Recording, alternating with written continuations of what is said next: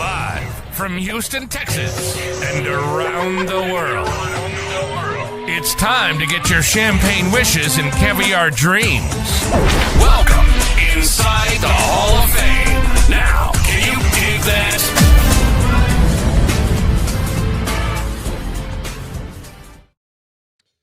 Welcome inside the Hall of Fame. I'm Booker T. I'm looking at something. I'm 6-time world champ, 2-time Hall of Famer. Got my man Brad Gilmore here with me. As always, I want to thank the people. I want to thank the people for stepping inside the Hall of Fame, getting you champagne wishes and caviar dreams. Without you guys, there would be no Hall of Fame. I just want you guys to know that. I'm going to tell you, man, I'm coming off a hell of a weekend. I'm hyped. I'm amped. I don't know if you guys saw that promo I did for the Texans. We didn't come out on top over this weekend, but I'm predicting it's going to be a hell of a season. But before we get started, how you doing, Bradley? How you doing, dog? Look, I'm doing great, Book. I'm like you. I was not a fan of the open of the Texans, but you know what? That's fine. There's always week two. Growing pains. Growing pains, man. We're still a young team. We're a young team. We got some wrinkles that we got to iron out. I will say, however, regarding the Texans, I would like to say that video was amazing. I'd like to say I would want one of the chains that we were wearing that day. Dope. They're dope, and they're about, I don't know, 275 pounds ish. Yeah, Booker, the funny thing is, Book puts on one of these chains and he goes, yeah, if I wear this all day, my neck's gonna hurt, right? Or you were saying my neck was already hurting. It was like weighing you down. Your knees were bent a little bit. I was like, what's going on here, bro?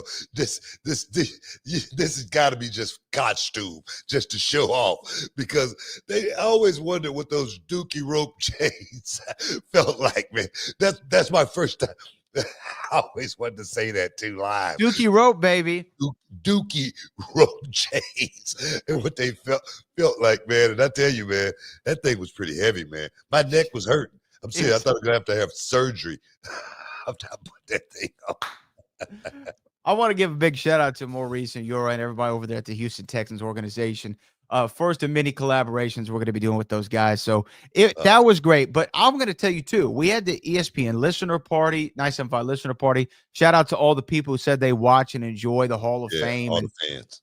Yeah. Oh, man, Book. I told Book, I was like, if we were at a con right now, you'd be cleaning up, man. You know what, man? It's always good to go to the people like that, though, and give back because, you and I, we started this radio thing some time ago. We never, thought it would blossom the way it has, man, but it seems to have been a hell of a ride so far, and it seems to be getting bigger and better. And I know it sounds cliche, but this show is truly all about the people. It really is. It really is. And I appreciate all you guys for stepping in on a weekly basis, leaving your comments, letting us know what you guys think about the Hall of Fame, Booker T, as well as Brad Gilmore. We really appreciate you guys. And yes, we do. And we appreciate everybody over there at ESPN 975 and the staff there. Michael Carroll, who's always hooking up the show, Joe, Samantha, Abigail, everybody who helps the show out on a weekly basis. But here's what I wanted to say, Book. Before we get it, look, there's a lot of stories. AJ Lee is back. Ronda Rousey's in the news. MJF is talking. Yeah. We're going to see Mike Tyson take on Floyd Mayweather. There's a lot going on in the world. But I want to say this. We were riding back. We went and got a bite to eat after the listener party. And I was telling you that the last time we went somewhere, you have a black Cybertruck, right? Yeah. I have a black Ford F-150. A little bit different. But I've always loved my truck. And then they were parked next to each other. You know what? It's American made, man. Oh, it's American made. It's got it makes you feel kind of like a cowboy. You know, I get it. You know what I call it? You know what I call it? I call it my cowboy Cadillac. That's what I call it. All you need is the hat. All you need is the hat. Oh, I got the hat. Yeah. I got the hat. Don't you worry about that. I just hadn't broken it out yet. You know what I mean? But I was telling Book when I walked out the last time and I saw his Cybertruck next to my F-150, I felt like Fred Flintstone. Do you know what I mean? Back to the Future. I know. No, you had Back to the Future. I had the Fred Flintstone. You were running off of the Mr. Fusion flux capacitor, I was running off the yabba dabba doo feet.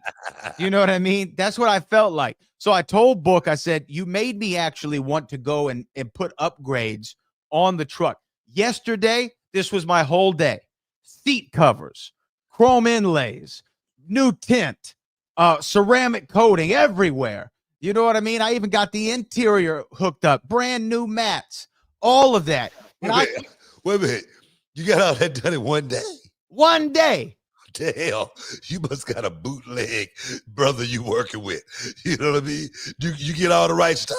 First of all, I got all the right stuff. I want to shout out my guy over there in Friendswood who hooked the tent up. He ceramic tent, looked real nice. Nice. You can't see nothing. You did can't everything. See nothing. He did everything. Everything. He did my tent in about an hour.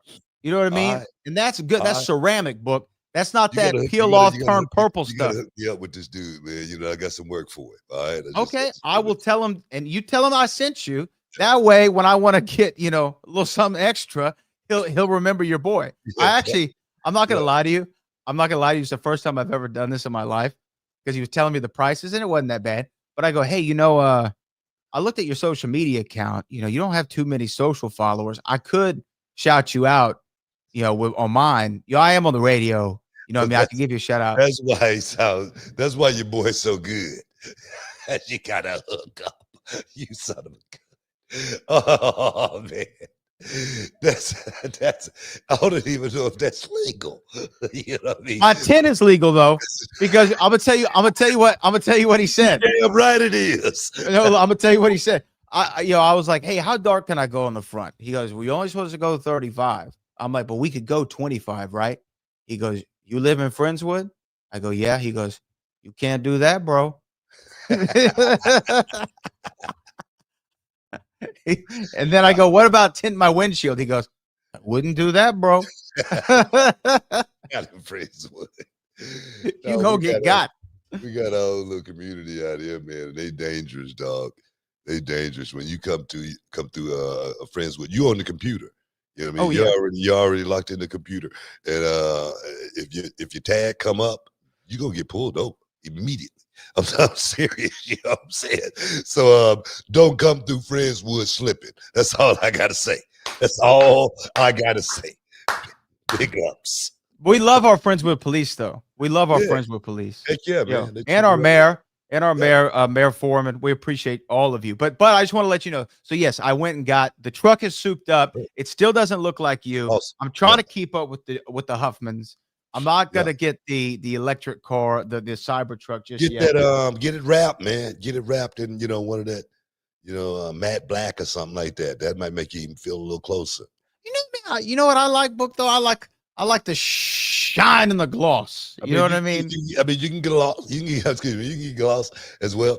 As far as the wrap go, I'm just saying it just brings the car flavor out a little bit more when you got the wrap. And I see that in a lot of cars, a lot of Teslas. Actually, like that X. I see a lot of those wrapped in. They look sweet. Yeah, and they look really, really sweet, man. I saw a purple one going down the highway last week, and it was smoking. You know what I mean? Almost made me want to go get one, man. Seriously. I'll tell you this, and I almost want to know. And this is a friend of the show from back in the day. But you know what? The first thing I did when he was tinting the car up, you know what song was in my head? One guess. What song do you think was in my head? I don't know, man. About tinted windows. I don't know, man. What was it? Tinted windows don't mean nothing. They know who's inside. It's tricky to Rocco.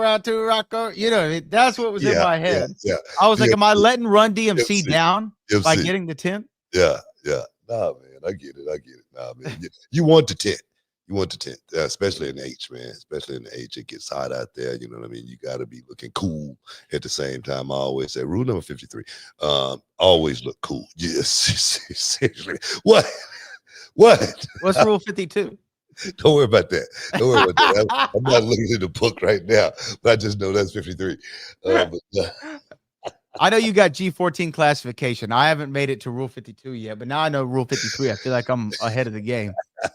I'm just saying. But no, man, there's a lot to talk about, man. There's a lot to talk about in the world of sports and entertainment. That's what this show is about. But let's real quick. Let's plug this Saturday, Reality Wrestling Gold Rush, Walker, Texas Lloyd Arena. Is that what you're about? Is that what you're about to do? I think that's what you're about to do. I mean, that's on the list. That's on the list. It's on the list. I just want to get in front of the show. We'll get it on the back too. But Trick Williams, we might as well start there. Go right ahead. The Trick and A heavyweight champion of the world. He's going to be in the building. He's going to be taking on Gino Medina. Yeah, we know that's going to happen. We know the second ever Gold Rush Gauntlet will be going down. That's right. We know we have a fatal 4-way women's match happening to determine a number one contender. There's a lot going on post Summer Champions 10, and we will see and hear from Danny Limelight. He will be putting his championship on the line, his new Reality Wrestling Championship. So I'm excited for Gold Rush this Saturday. Reality Wrestling Platinum presents Gold Rush. That's right. We got to take a quick break, but before we do, man, did you see the new ID program commercial? Yes, I did. I saw it on social media. How sweet was it, man? It was really very sweet. I mean, reality wrestling is really doing some big things, and right now, guys, I don't want to, put the horse before the cart or anything like that. But reality of wrestling may be getting ready to do things even bigger and better, stronger, faster. Oh yes, man! Stick around. You're in the Hall of Fame. We'll be back in a minute, fellas. Let's talk about confidence. The kind of confidence that counts when it's time to step up and deliver. And that's where Blue Chew comes in. Blue Chew is the original brand offering chewable tablets designed to help men achieve stronger, harder, and longer-lasting erections. We're talking about getting in the game and staying in it. And you know what they say, man. If you stay ready, you ain't got to get ready. And with Blue Chew, you can take these chewables anytime, day or night. So you're always good to go when the opportunity strikes. And the best part, the entire process is done online. No doctor's visits, no awkward conversations, no waiting in line at a pharmacy. Ooh, yeah. And Blue Chew is putting their money where their mouth is, offering you a whole month for free. It's simple. You sign up at BlueChew.com and consult with one of their licensed medical providers, and once approved, you'll receive your prescription delivered discreetly right to your door, made in the USA and ready to go when you are.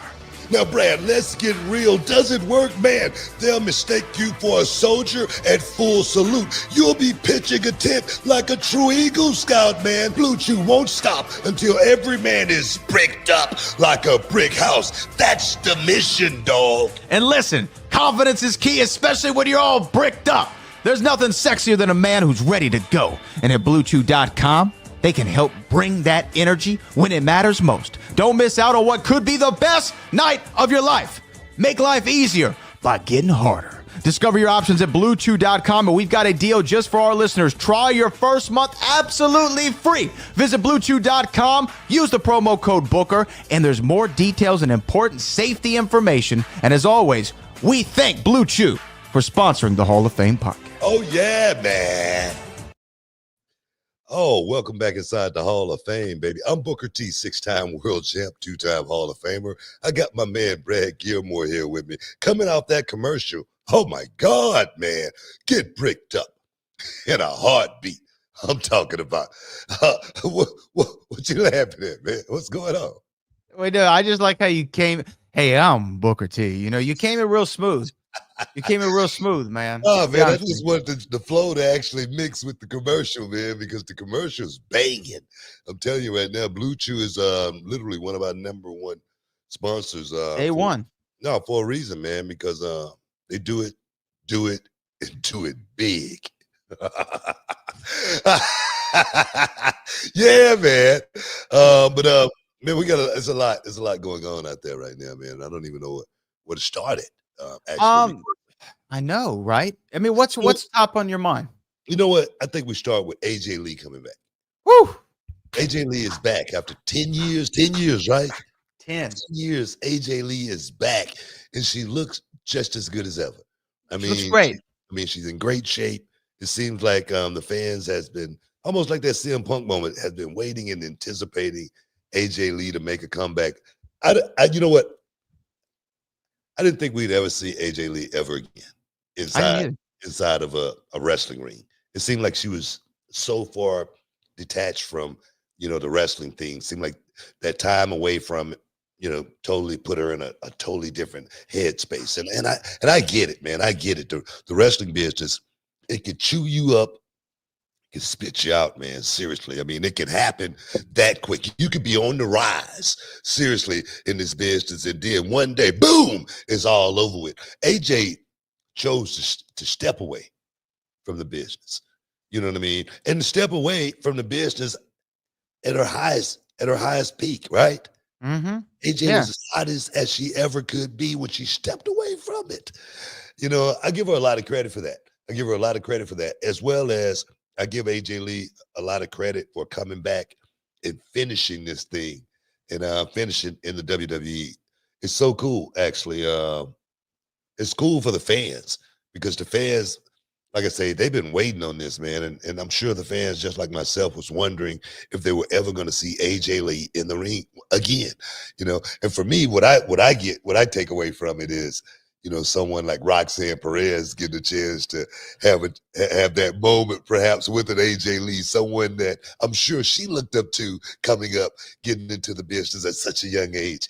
So it's so many variables that's going to play out with AJ coming back. And more importantly, I'm just happy to see AJ Lee back in a wrestling ring. Seriously. I am too. When she retired, initially right after WrestleMania 31, I was like you. I'm like, we ain't seeing AJ again. That's it. Especially with everything going on with CM Punk at the time. That was after Punk had left the company under his, bad times or what have you.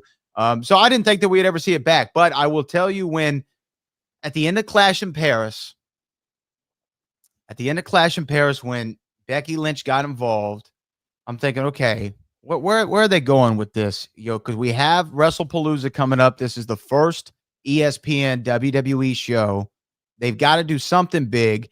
And then when she started slapping Punk on Monday Night Raw, I said, okay, there's only one way you can book this. There's only one way.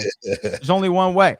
And what happened. And AJ, on a night that it was John Cena's last SmackDown, the story was AJ Lee, and that's no slight to John at all, who, by the way, had a great match with Sami Zayn, and Brock Lesnar was on SmackDown. I feel like we're not talking about that as much as we are talking about AJ Lee because she deserves it. She was a groundbreaking, I think, woman in that Divas era. She kind of felt like the anti-diva in some ways. She was a great foil for people like the Bella Twins, and people such as that caliber. They just matched up really well together. And I think it's one of the most surprising comebacks in the last few years. And actually, a little plug for myself on Yahoo today on Uncrowned. I actually wrote an article about the 5 most surprising returns the last 15 years. And I will say AJ, she might make that list now when you think about it, because that was a hell of a pop. Big pop. It's one thing about aura. It's something about the it factor. AJ kind of like created her own little thing. She had her own, thing going, and so many young wrestlers that came up after her kind of like picked up on that, start trying to be like AJ with the tennis shoes, the skip, and the flow, everything.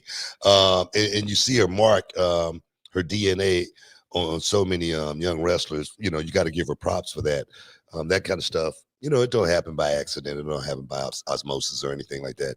You don't slip on a banana peel and find that kind of charisma, and people gravitate to you the way they have gravitated to AJ. So I'm just looking forward to seeing, what kind of work we're going to see out of AJ here in the future, because AJ was always like, feisty, so always spicy. She was never overpowering or anything like that, but she could always go in the ring and move you and make you feel something when you watched her perform. So 10 years later, man, 10 years removed, we're going to get a chance to see exactly what this new form of AJ looks like. Yeah, absolutely. And to me, obviously she got to go up there against Becky first off at WrestlePalooza, but I highly doubt this is a one-off thing for her.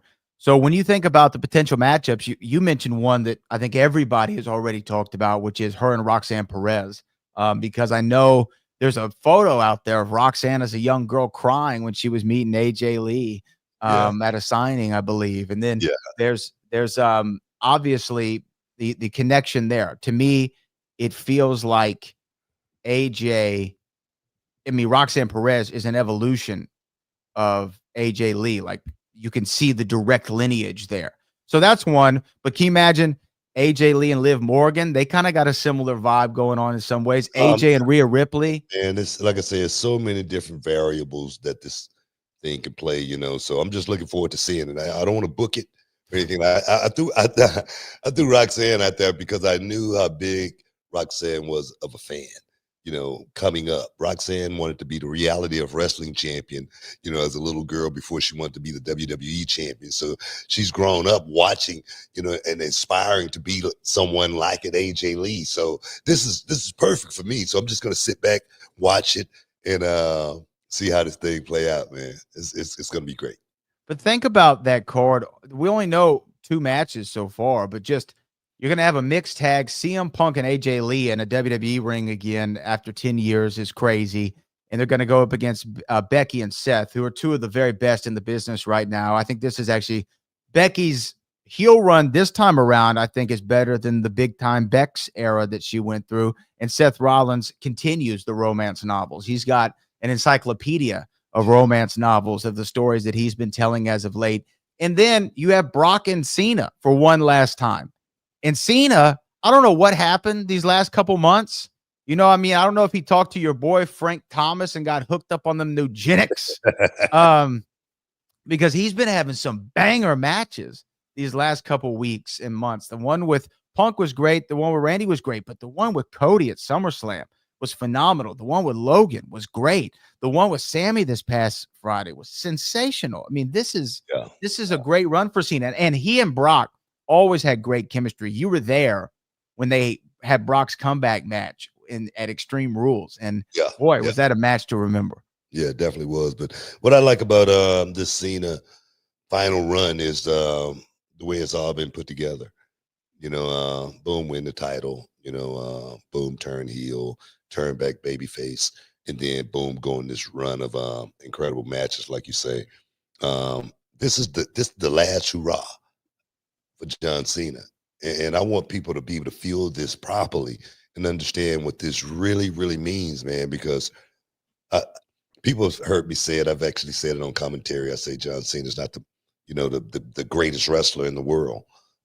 He's not the guy that's going to go out there and, jump off something and woo you. But John is the guy that, he's the most untraditional superstar that I've ever seen. He's a guy that go out there and do things not the traditional way, but it works, and it works perfectly.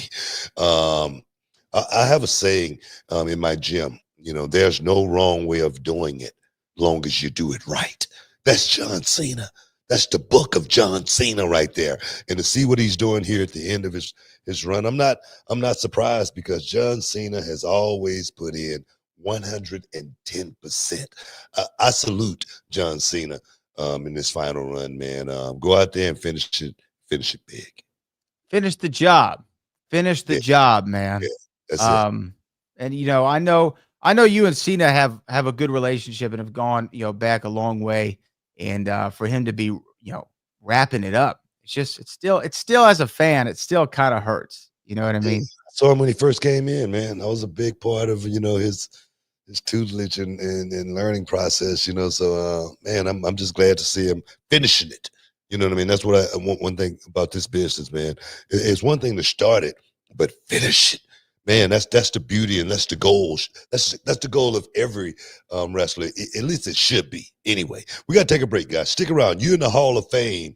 We'll be back in a minute.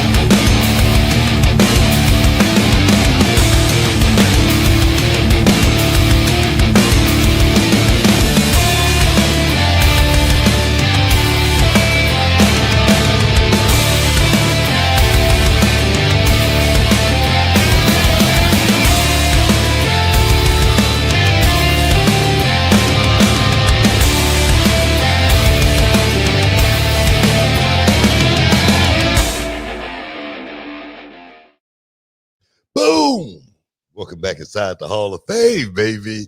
Oh yes, man.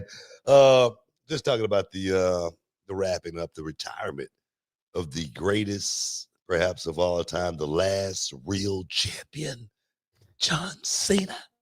What do you think about that tag right there, the last real champion? The last real champion, man. I mean, I in like some ways, I understand what you mean. The I like never it, man. seen I like it a 17. lot, man. Yeah, Yeah. seriously. Yeah.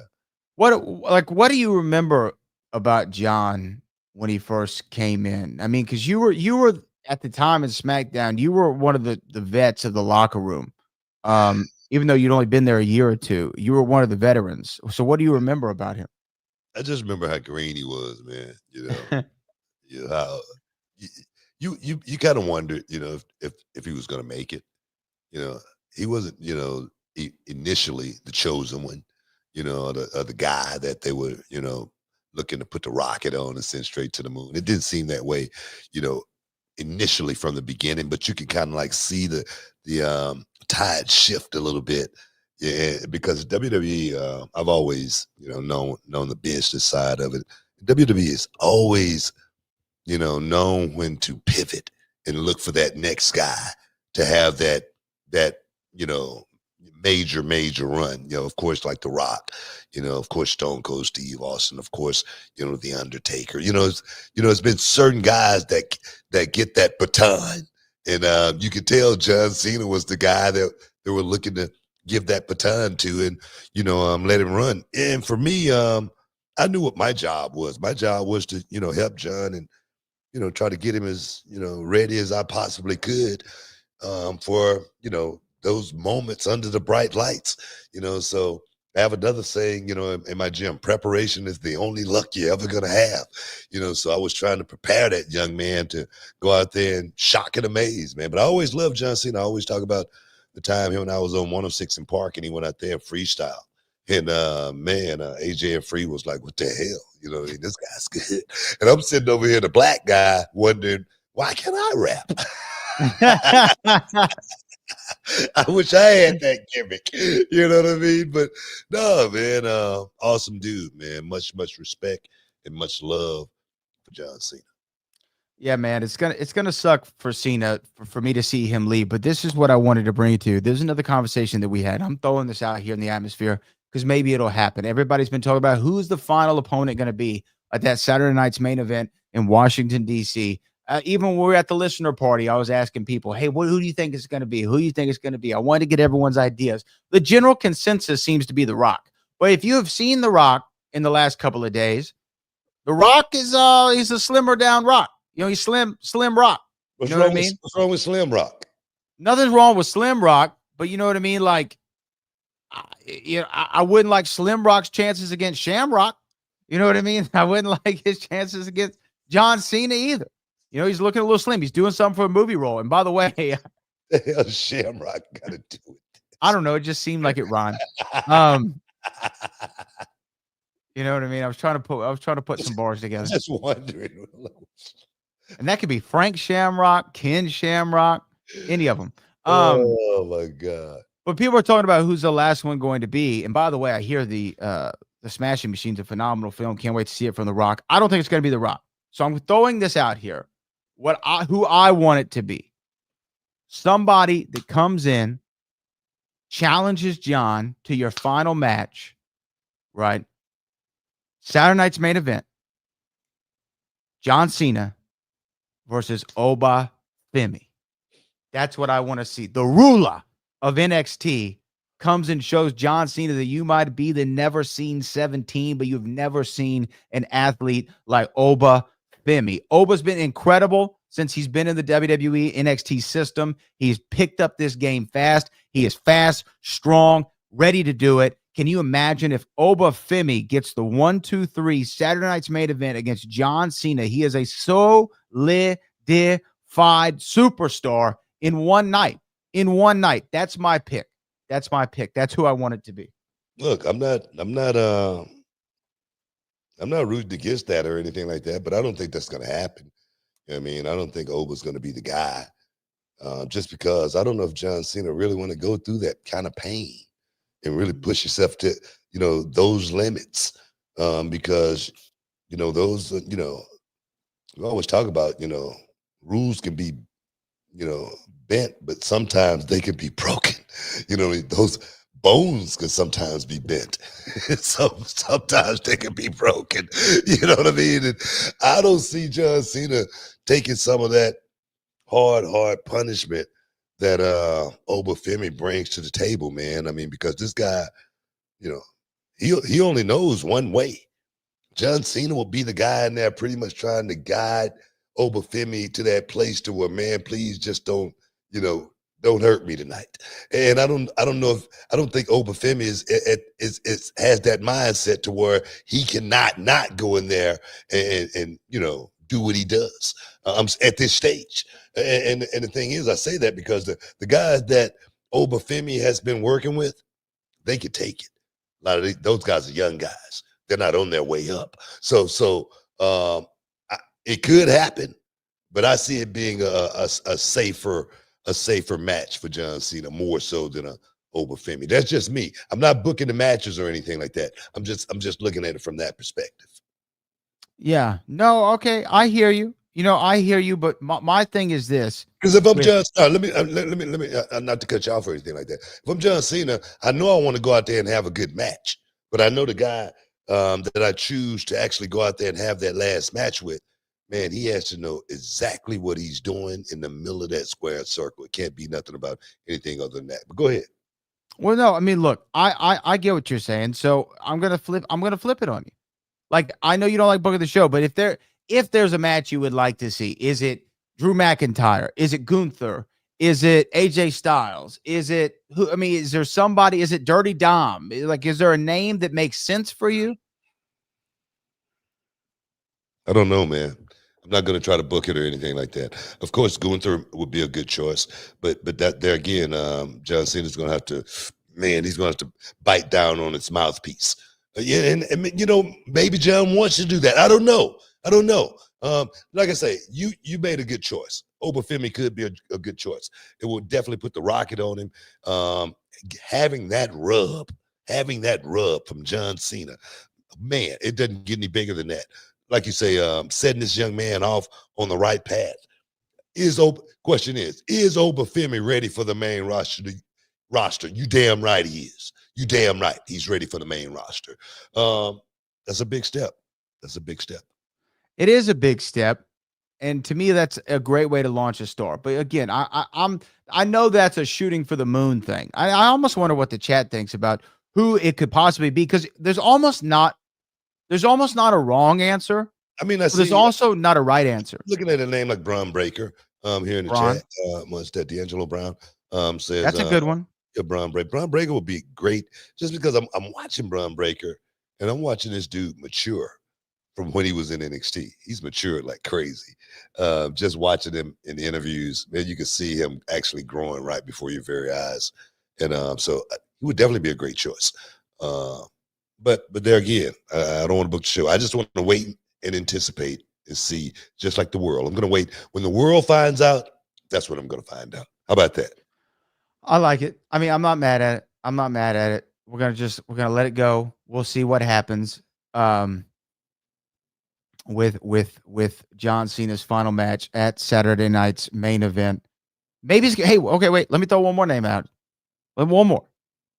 John Cena in his last match. This is shooting for the moon. In his last match, challenges for the TNA championship against Trick Williams. That wouldn't be bad at all. Honestly, I'm not hating on that match either. I would love to see Trick Williams get, a piece of the action, a little ride in the sun with someone like John Cena, because that's a hell of a ride. Whether you understand what I mean by that or not, it's a hell of a ride to get in that car with John Cena and just take that trip for a minute. So somebody like Trick, man, I would love to see Trick, do something like that. I don't know who it's going to be, but guys, don't try to book the show like Brad. All right, don't be like Brad and a lot of these other talking heads, out there. A lot of these other pundits always trying to put the matches together. We're going to talk about that. Because one of these sites they did a story on me actually, and Russell Zone. That's what it was. Russell Zone said that Booker T lost all of his credibility when it comes to criticizing AEW. I think there's something that we really got to talk about because that's a damn bold statement right there that was made by Russell Zone. That I've lost all of my credibility criticizing AEW. Stick around, y'all. You're in the Hall of Fame. We'll be back in a minute, damn it.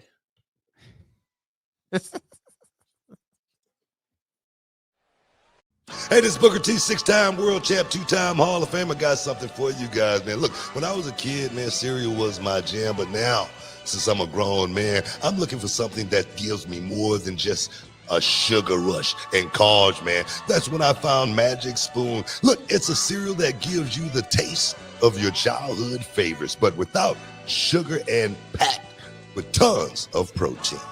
And if you're already a fan of Magic Spoon, then you need to listen up to this because I've got some big news. Magic Spoon has taken that amazing cereal that we all love and turned it into high-protein treats. These new treats are light, they're crispy, and they become my go-to snack, especially before or even after the gym.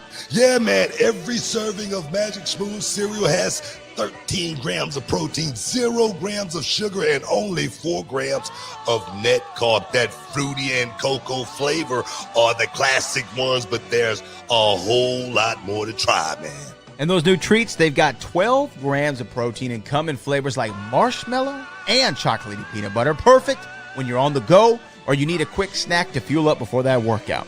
Yeah, man, I keep a box in my gym bag, but it's a great late night snack as well. Those treats have that crispy texture, great taste, and the macros that make you feel good about eating them. So Magic Spoon's bringing back those nostalgic flavors, but without all the stuff that we don't want. So if you want to try it for yourself and get $5 off your next order, go to magicspoon.com/HOF. That's magicspoon.com/HOF. Or you can even find it on Amazon or in your nearest grocery store. That's magicspoon.com/HOF for $5 off. Magic Spoon, hold on to the dream. Boom. Welcome back inside the Hall of Fame, man. I'm Booker T, 6-time world champ. Got my man Brad Gilmore here with me, and we chopping it up. We chopping it up. Talking about Russell Zone right now, and Russell Zone did a little piece on me by a guy by the name of Anthony Nash. I want to give him a shout out. I want to give him a rub. I don't know. Maybe he's trying to get a job over at AEW, or maybe he's just writing stories just to be writing them. Because this is my thing. You and I, we talked about AEW because the question was posed to me. Am I correct? Question was posed to me. Did I watch AEW match with the Young Bucks and the Gummy Bear spot? Right? Yeah, I brought it up. Yes, I brought it up. That was a question. And I said, no, I didn't see it, but did they sell the Gummy Bears? And you said like something like a champ. Man, they did this, they would that, would not. And I'm like, well, that's one of the reasons why I don't watch AEW. Because AEW, this is my verbatim quote, because AEW is trying to change the way people watch professional wrestling. They've been that way from day one, as far as trying to change the perception of the way people watch wrestling. And my thing is, I get it. That's those guys and what they want to do, so be it. But I really don't watch it because it doesn't compel me. I say I went to go watch Hamilton. And I said a couple of times in Hamilton, I almost had a tear come out because it really made me feel a certain way. And I say, when I watch that, it doesn't make me feel that way. That's the reason I really don't watch AEW television. I say I really haven't watched the full show since AEW has been coming on television. I say I've watched pieces of it on the internet. I've seen stuff on YouTube, clips. I say, but sitting and watching a full show, I've never watched a full show. Now, this is my thing. I want to question Anthony, and he could pull it up in his on his site. He could let me know. In other words, when have I ever criticized AEW? Do you remember me, Brad, ever criticizing AEW? One time criticizing AEW? No. No, not criticizing I'm AEW. trying to figure out what negativity have I ever given AEW? What hate have Booker T ever given to AEW? I'm just trying to figure it out. For someone to say I have no credibility as far as criticizing, I've never criticized them. So you're writing a story that's nonsensical in actuality. So I'm just trying to figure out if he can, Anthony Nash, can formulate when I actually criticize AEW, not maybe said something about AEW, but criticized AEW. I mean, if anybody in the chat can come up with the time that I criticized AEW, please. I want to know about it because there's a lot of people out there just losing their damn minds when they hear someone say anything remotely towards AEW. Now, have I mentioned AEW? Yes, I have. Have I said things about AEW? Yes, but I don't think it's been from a negative criticism perspective. I don't know, Brad. You tell me if I've been critical towards AEW. From a pure hatred standpoint, no. No. Have there been things on AEW television, WWE television, TNA television, and the like that we have commented on to go, hey, what? I don't know what this is about, or what have you. Yeah, absolutely. I mentioned the bat spot. Yes. I think that was the last time I mentioned something about AEW. All right. And did I think it was a good idea? Hell no. but even like and not to bring up like old news, but even like with the whole Swerve Strickland thing, like, hey, you shouldn't use that promo time to think about me. You should use that promo time to get yourself over. And I mean, like these are what am I trying to say? Positive criticism, constructive. That's the word I'm looking for. Constructive criticism. And to me, there's nothing wrong with that. And Mr. Nash or whatever his name might be, I don't know. What happens on the internet is a narrative gets crafted that Booker hates everything AEW. That you come on this show and you rant and rave about AEW all the time. I think we've given AEW more props than most other shows have. Go listen to Jim Cornette if you want to hear somebody rant and rave. And shout out to Jim. That's not a knock either. But of Vince Russo. Or Vince Russo, bro. Go listen to him if you want to hear about it. It's so many others. There's so many others. But to me, we rarely talk AEW, and that's not out of design or anything. It's just if there's a story to talk about, we'll talk about it. The gummy bear thing, to me, look, it's personal opinion. I think that's stupid. I think Brad Gilmore quoted in the headline, not Booker. I think it's dumb. I think it's idiotic. I think it's a disgrace to the business. I think that it cheapens what we have worked so hard to make mainstream. I'll tell you what. No, hold on one second. They are not putting a gummy bear spot in a steel cage match on ESPN. I'll tell you that much. It's not going to happen. If they got a bag of sweet Saudi money to go do Crown Jewel and the Crown Prince saw a bag of gummy bears get dumped in the main event and they're selling them, that's not getting the paycheck done. And look, AEW does a lot of great things. They do. They have a lot of amazing talent. But because we criticize one spot, that does not mean we're AEW haters. I want to see some tax and some blood. I don't want to be thinking about taking my vitamins. That's what it made me think about. I got to go get my gummy vitamins. That's what the bat spot was for. The bat spot was a step too far. Can we have the pendulum swing not one way or another? Can we just have it in the middle? What happened to a good chair spot? Can you take a bump on some tax? Put someone through a table. I don't need it to be on fire and explode. And I also don't need gummy bears getting shoved down a man's throat. But look, hold on. One more thing. When the CM Punk and Drew McIntyre had their Hell in a Cell match, there was a spot with beads from a bracelet, right? That they used. Guess what? You were sitting ringside for that. Guess what? That made sense because there was a story that built to it, and it was actually a really clever spot. Now, I could stand corrected. Maybe there's some grand gummy bear conspiracy on AEW Dynamite that I'm not aware of.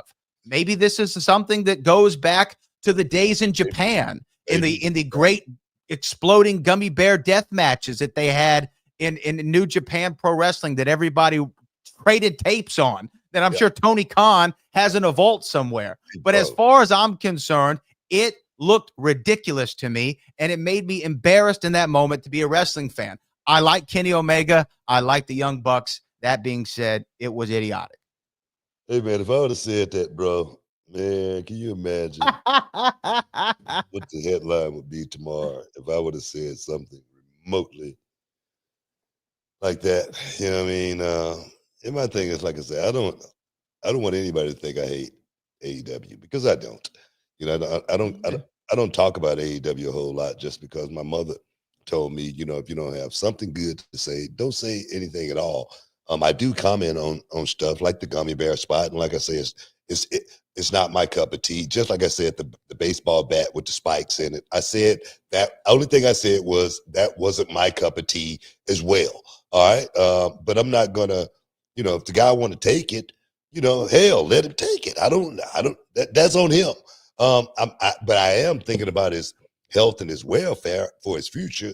I am thinking about that. You know what I mean? So doing something like that could be, you know, could take some years off of his life as far as you know, living a healthy life when he get old. But my thing is that I don't hate on that company. It's even like some stuff that just came out now. We got to talk about it.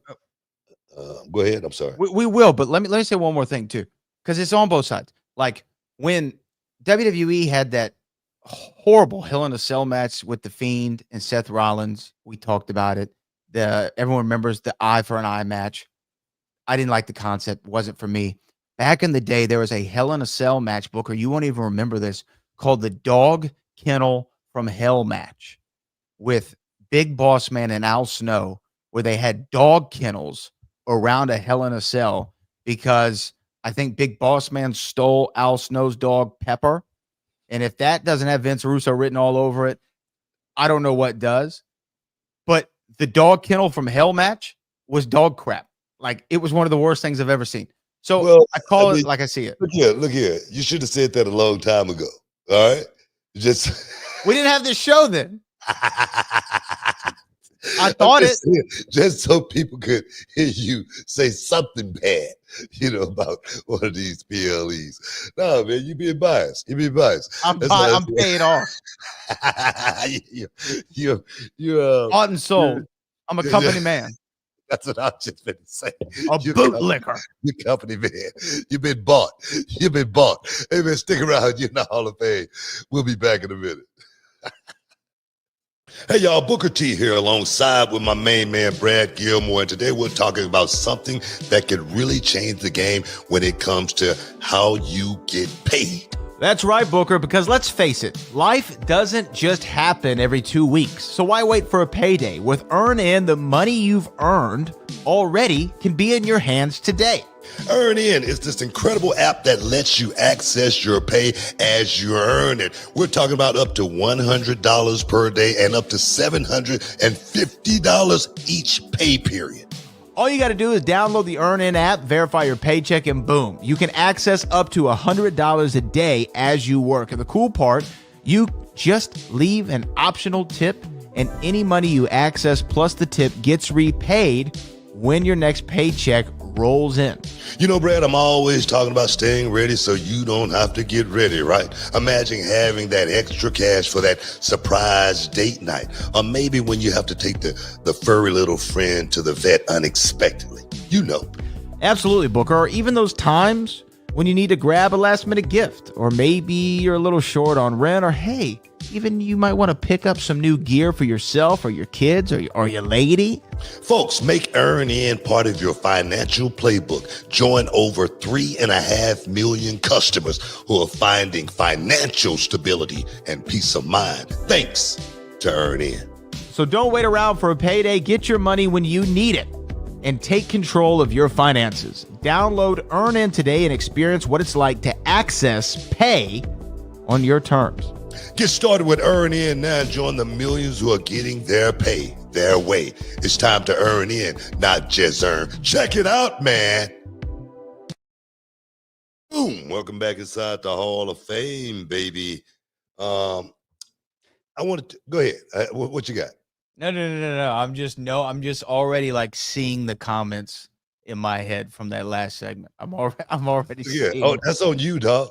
Oh That's no, on you. I own it. I All own it. on I you, stand man. down 10 toes. It's all on Say you, something. man. I tried my best to hold you back. You know what I mean? Look, man, don't go there. Don't go there. But you want to go there anyway. but no, it's just facts, though, man. It's just facts. Ain't nobody saying nothing negative towards anyone other than, hey, man, do you, right? Do you, boo? But but Whatever makes you happy. but you don't have to like it, though, right? You don't have to like it. That's the thing, man. I mean, if you don't like it, don't tune in. That's what I do, right? Yeah. I don't like it. I don't tune in. It's not my cup of tea. And that could be anything. You know what I mean? That could be like a regular show. Me and Charmel, she watched certain shows. I watch certain shows because her show's just not my cup of tea. Nothing wrong with that. You know, my shows is not her cup of tea. I get it. One thing about Charmel and I, we get like so ticked off, you know, around the house about stuff like that because she loved watching Dexter, right? Mm-hmm. Dexter's a great, you know, show.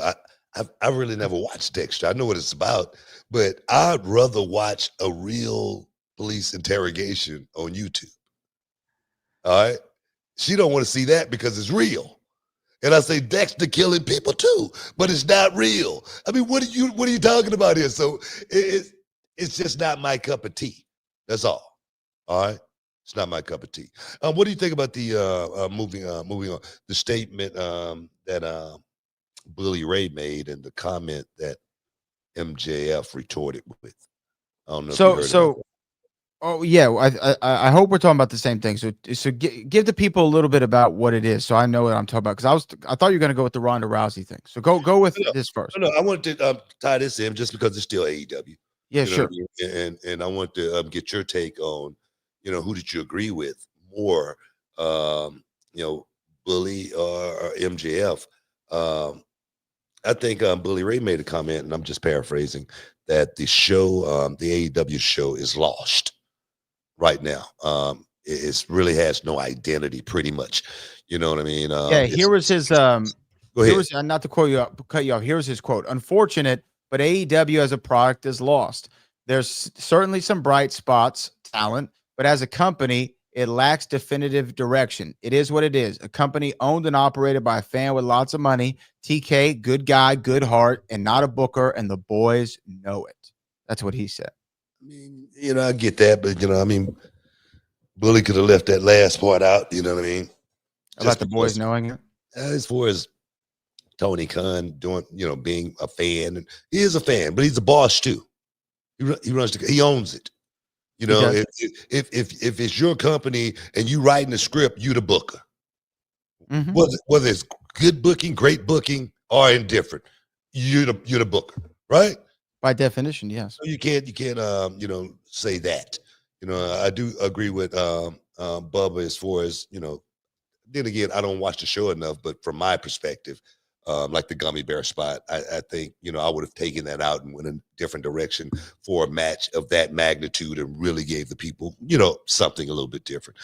But then I don't know if you want to read the retort from MJF. Let's see. MJF said, imagine if Anthony Bennett did a podcast criticizing the NBA and its players. Imagine if John Gottner did a podcast criticizing the MLB and his players. Would you take their opinions into account? Wrestling fans, I urge you. I know it's hard for you. Stop being dumb, is what I have as part of his response. Now, MJF put out another statement saying this is not about Bully Ray. This was a blanket statement to, you know, guys who say stupid things, whatnot. And I'm just there again paraphrasing. I don't know if you got that one. And the thing is, I agree with both guys. Okay, explain. You know, like I say, AEW, it's their right to do whatever they want to do with their company. Tony Khan, is his right to do whatever he want to do with his company. It's his money. If it's good or bad, it's going to be on him. One thing I say about these young guys, just like when you're mentioning, certain young guys, this is their era, man. It's going to be left the way they leave it. It's going to be remembered the way they went out there and did it. It's not about us. You know what I mean? So when you hear guys from my era critique this era in a certain way, I don't think it's right because, just imagine if they had internet, in our day, and we had the old guys before us saying the same thing that a lot of guys are saying about this era and this generation. I get it. I understand it. You know what I mean? So I understand what MJF is saying.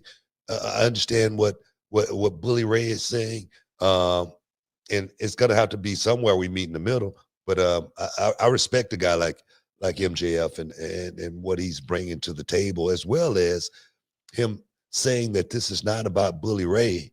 This is a blanket statement to all of these old heads out there that speak. It's just like I heard Kevin Nash, my big homie, big homie, big props to my big homie.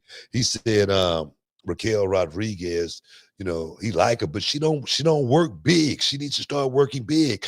And if Raquel Rodriguez, if she wasn't smart, she would have went on the internet and said something negative. You know what Raquel did? She said, maybe Kevin Nash is right. This guy who made it to the next level. Maybe I need to listen to somebody like Kevin Nash. And now you look at Raquel, she's doing a hell of a lot better. Got people like The Undertaker working with her, showing her how to go out there and work big. Take that advice and run with it, opposed to looking at that guy like they're just an old head. But the way it was framed, Raquel Rodriguez can look at that and say, maybe he's trying to deliver me a message and maybe I should take heed.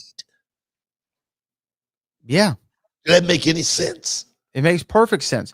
Well, and the other thing is two things can be true at the same time. Yeah. Right? Two things can be true at the same time.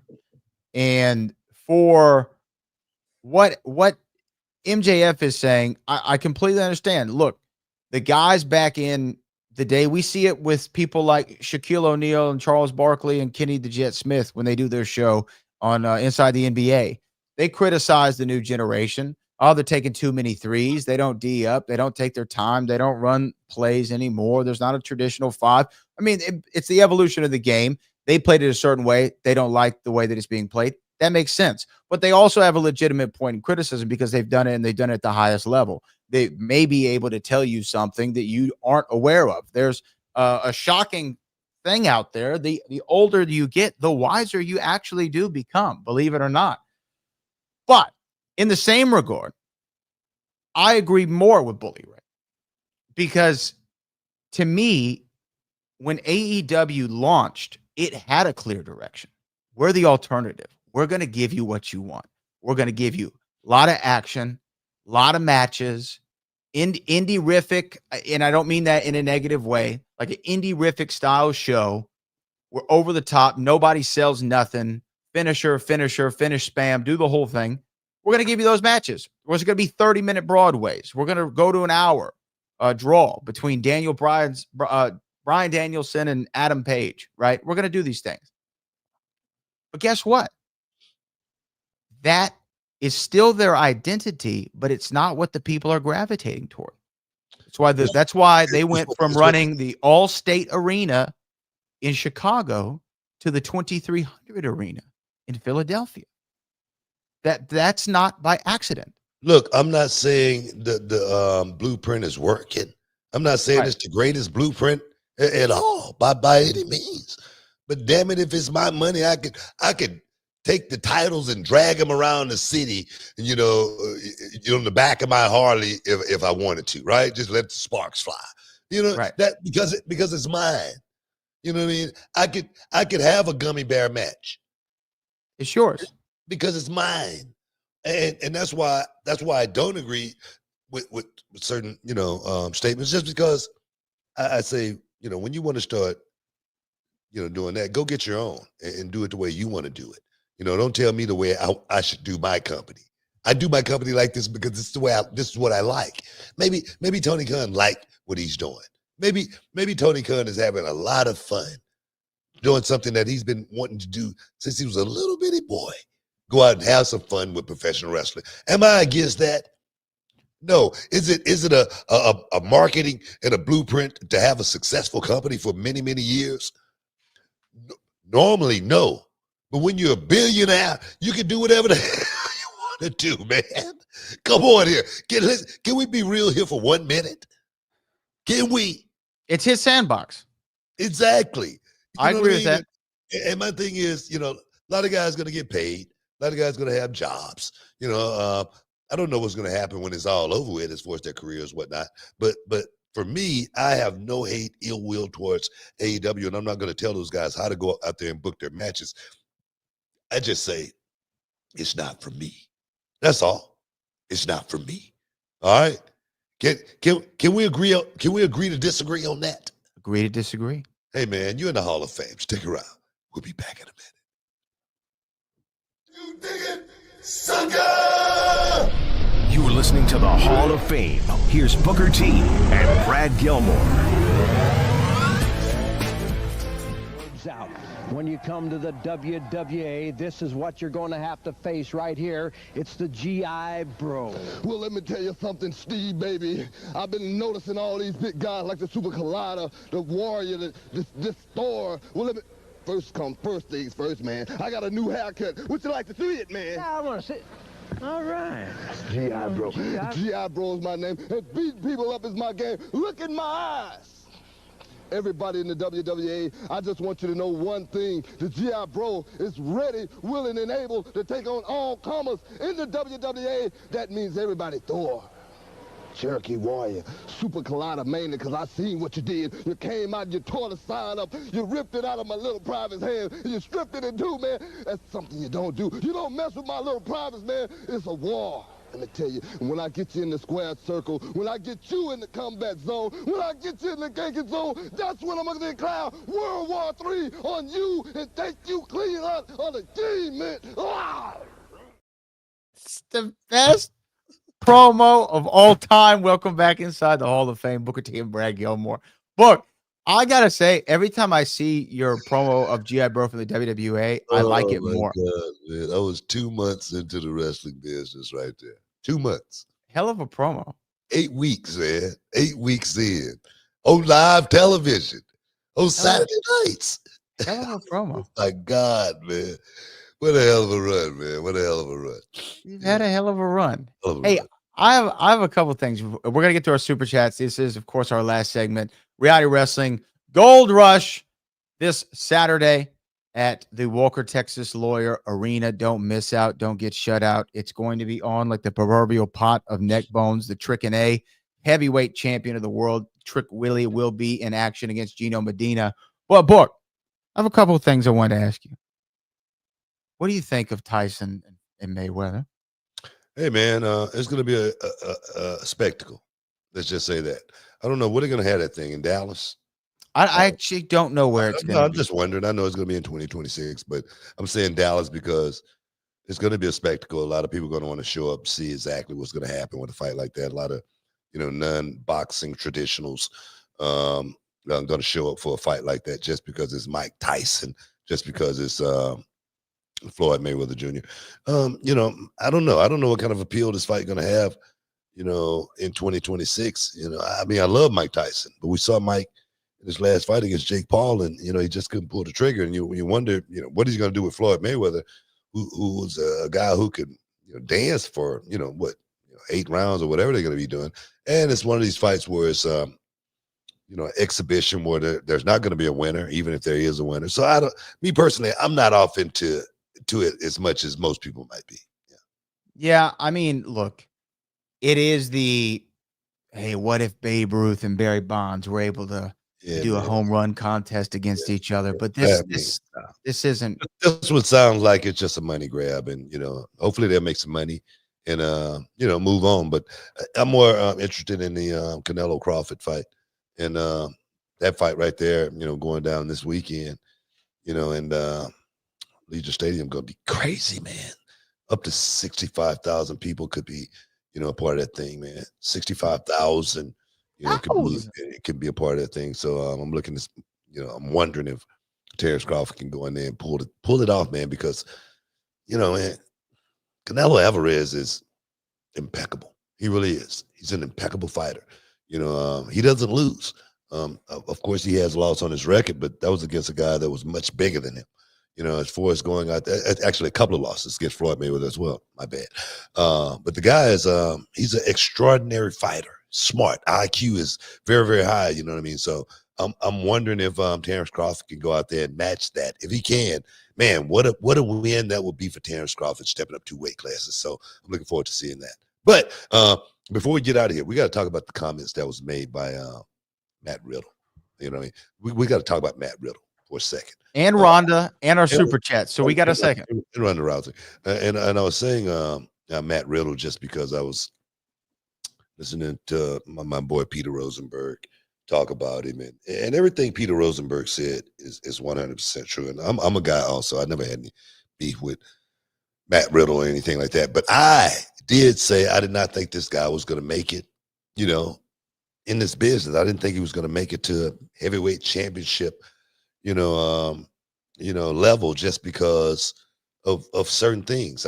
I don't know. I don't know. But I just didn't think Matt Riddle respected the business enough to make it to the next level, because when you come in talking about how good somebody is in the ring opposed to how much money somebody made in the business and for the business. Referring to Goldberg. You are totally on the wrong track. When you getting heat with guys like Brock Lesnar, you're on the wrong track. Not a good idea. And you just don't understand the business more than anything. And you could think that it's all about the internet and the fans and the buzz you got going. But I'm gonna tell you right now, that kind of stuff could be here today and gone tomorrow. You could be on a skyrocket trajectory, and boom, everything just blow up in your face, and you're working on the indies. All right, never again to make it back to the major leagues.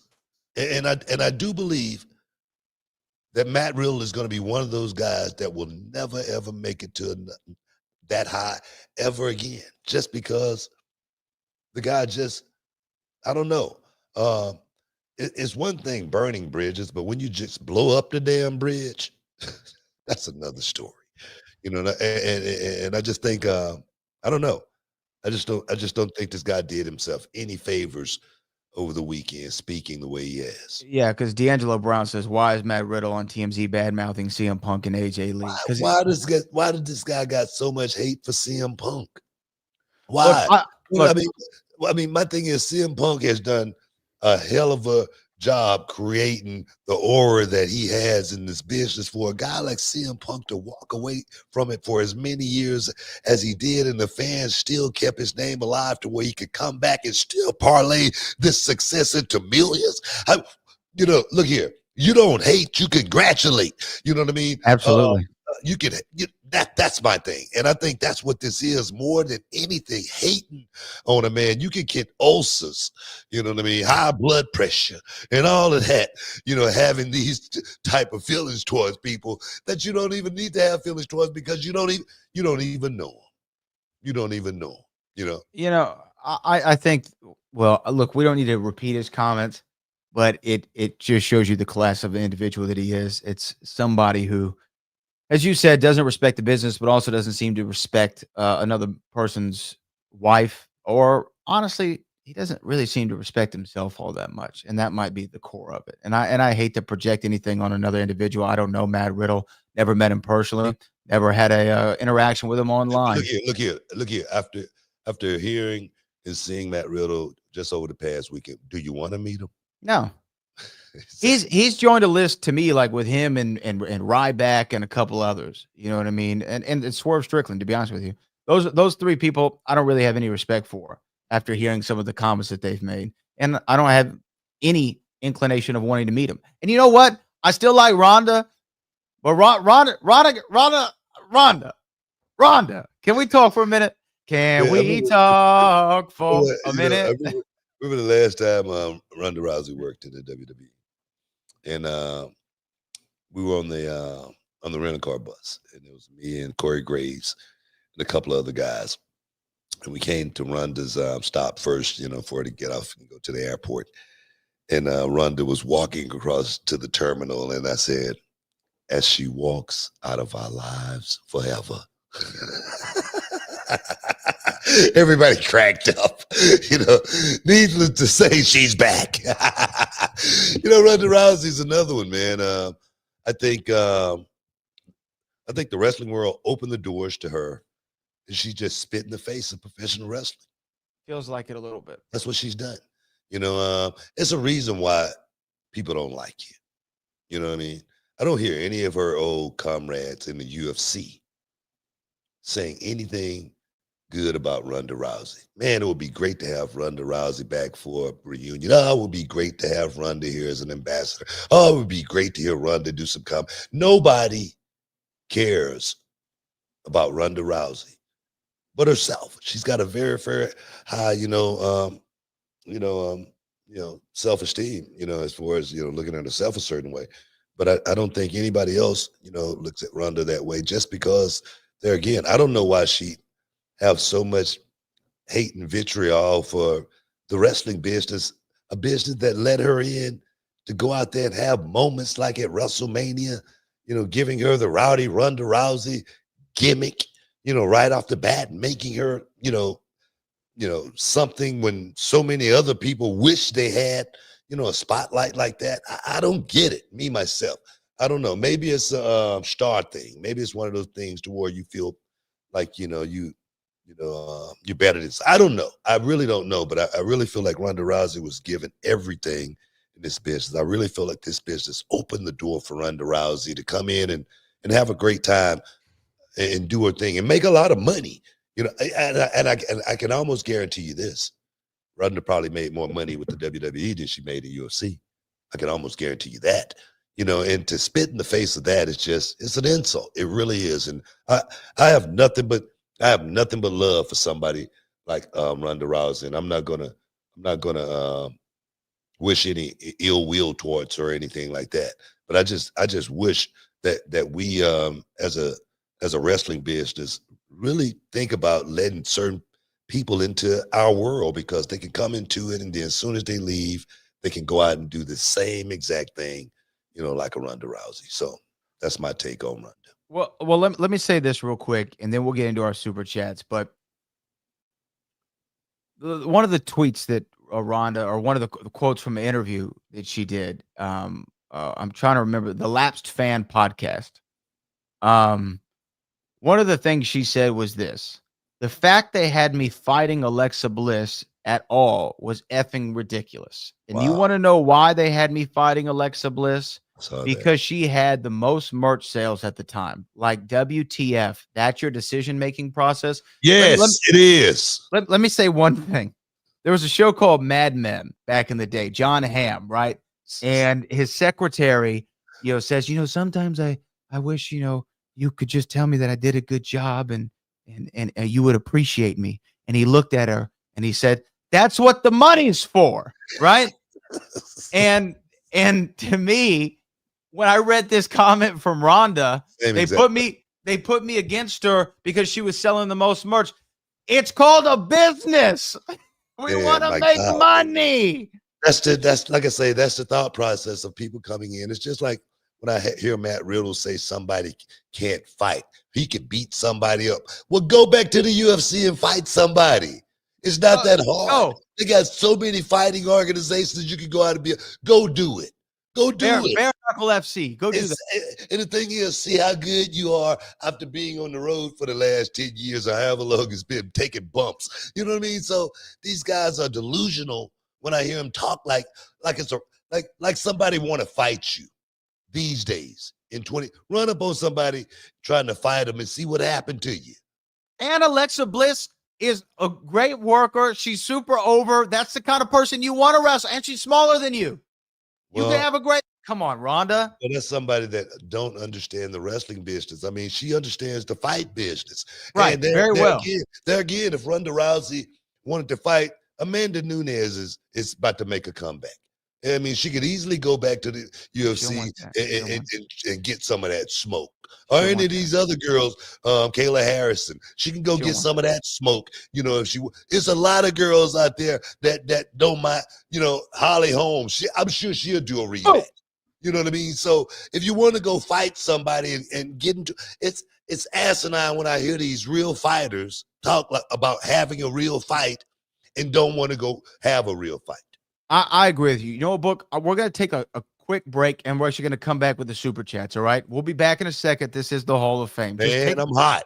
Calm I'm down hot. now. Calm down.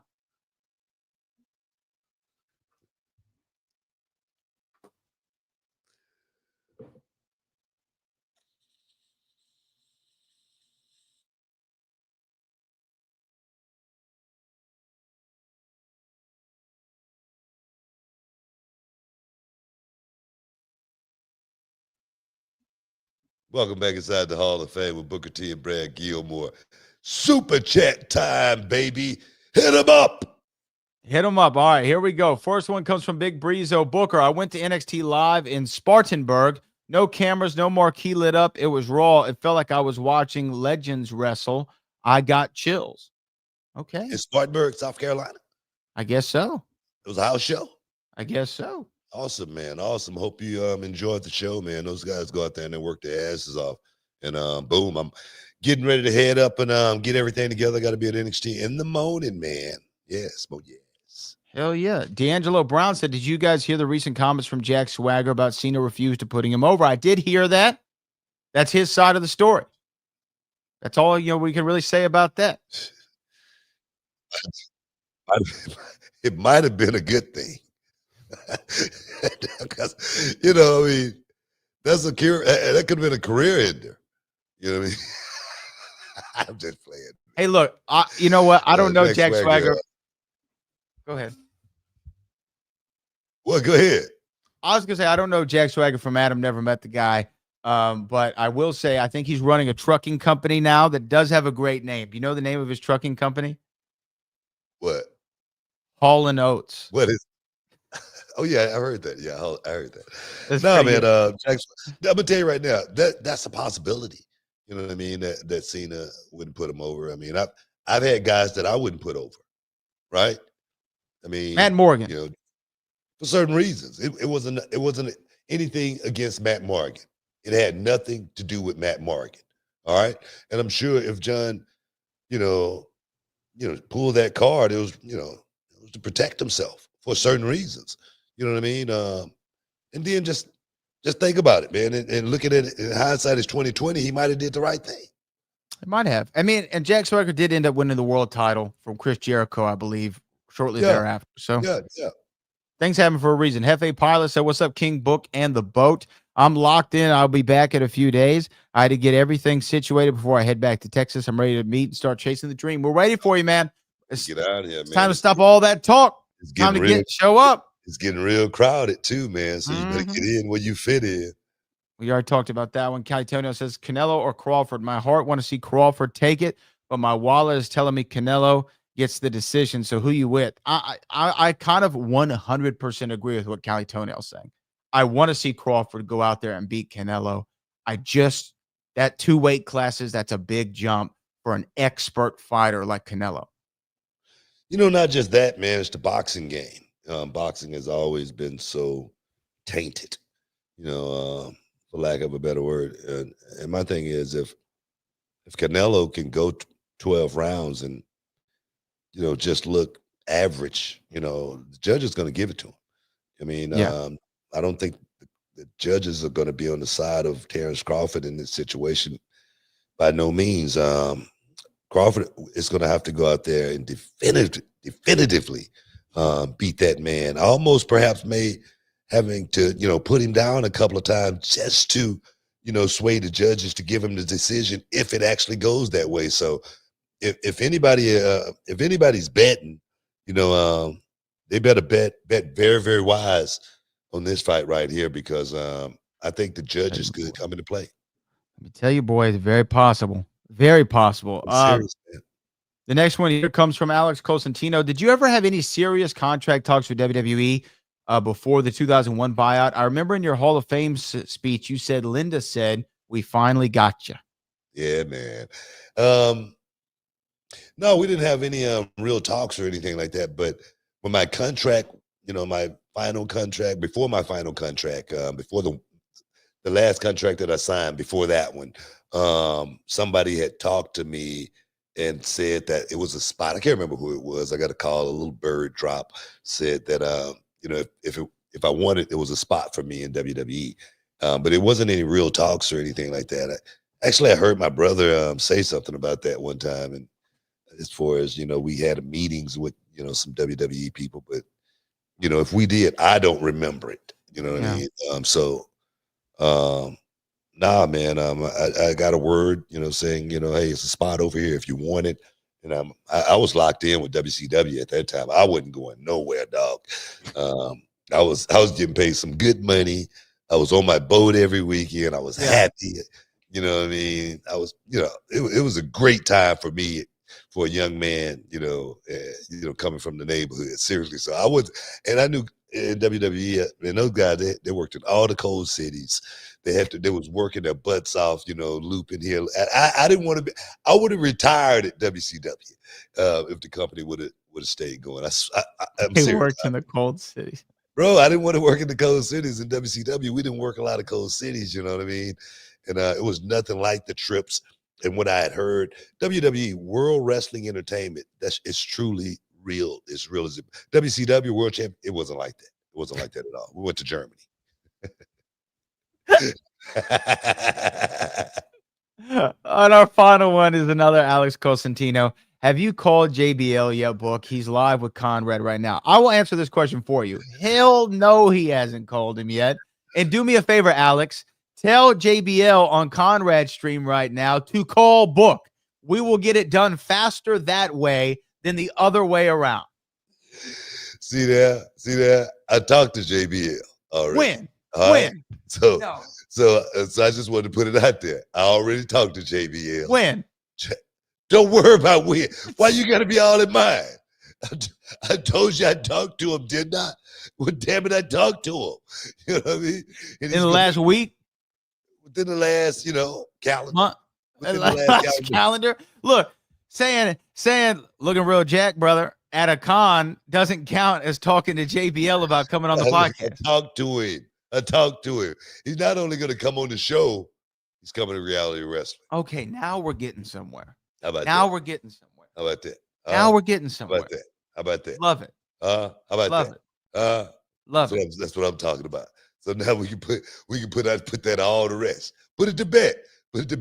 JBL's coming. All right. You heard it here first. JBL Reality Wrestling. Those are all our super chats for the day. What a hell of a Hall of Fame it's been. We appreciate all of you. I know you're probably going to be checking out Monday Night Raw and the return of AJ Lee. We'll be talking about all things that next week. Hey, Java, man. Thank you guys for stepping inside the Hall of Fame. Get your champagne wishes, caviar dreams, man. Brad, for all the heavy lifting. As always, until next time, peace. We love you.